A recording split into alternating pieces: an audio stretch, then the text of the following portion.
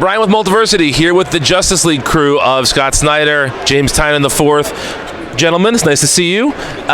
So this week we got Justice League, was it 34? 33. It comes out so frequently, it's hard to keep track of what issues watch. But we got a reveal at the end of the Beyond characters coming in. I know for me, I turned that page like, oh my goodness, it was such a cool reveal moment. Is that something you guys were planning all along to bring into this? Yeah, well, I think what we were planning to do with Justice Doom War, which runs from 30 to 38, 39, was show that this is a battle that really spans the entire DCU, both chronologically, geographically, like cosmically. Right? Yeah. So it's almost like we wanted to show you that even though there isn't tremendous room for every character to have like a huge sort of dramatic arc, it's a battle that involves all of the DCU because the stakes are that high. And when Doom War ends, what it rolls into with what he's going to do with end of the year, the villain, the finale there with Hell Arisen with Ha, it only gets more dire and more, really more extreme. So for us, like, the sort of gathering of all of these heroes, for one, is because we love them and we want them to play a part, and a lot of them do have great moments, but also just to show you that this is a story that involves the entire DCU and is only going to get more and more dire as it goes forward. James, you are the recently announced writer of Batman, so congratulations on that. It's very cool. We got the once and future Bat writers right here. But when you are looking to go from something that is as expansive as the Justice Doom War to something that is as singularly focused as Batman, and obviously your Batman run's going to be not just a single character, but how do you sort of jostle that in your brain from cosmic, global time frames into like, oh, this is a story about one guy?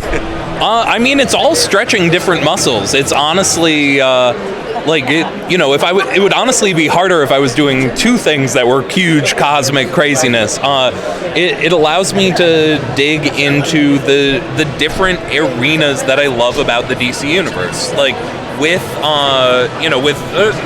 Justice League, I'm playing with the big cosmic stakes and the crisis level characters with the Monitor and the Anti-Monitor and like on Perpetua and World Forger and like the multiverse itself, and it's just like the stakes are bigger than they could possibly be, like any story could possibly be. And then in like Justice League Dark, I'm playing with every arena of magic and everything's going crazy wrong and all of that. And honestly, I want to bring that spirit to Batman, but make it of Batman. It's in every case, it's me taking everything I love about these different corners, and it's like dialing those knobs up to 11 and telling a deeply, deeply satisfying story, or at least I hope. But with Batman, the thing I'm most excited about is I've done a lot in and around Gotham City, but I've always really focused on the Bat family characters, and I am really, really excited to focus on Bruce, on Batman, and tell a Batman story. And we're going to see a lot of Gotham City around it. This is a city that's changing and evolving, and Batman needs to change and evolve too. And this is it's a story I'm very, very excited to tell. So I'm not asking for any spoilers. I do not want spoilers here. But if there is an issue of Justice League or Justice League Dark or anything that's come before that's instructive for folks to read, looking ahead to the final few issues here, what's the issue they should go back and reading? I think it was 22. It was the history of Perpetua. It was the issue was called The First Crisis. It was me and Francis Manipal in the middle of the Sixth Dimension arc, and that I might give that one a look. I would say Justice League #1. Yeah, that's a good answer.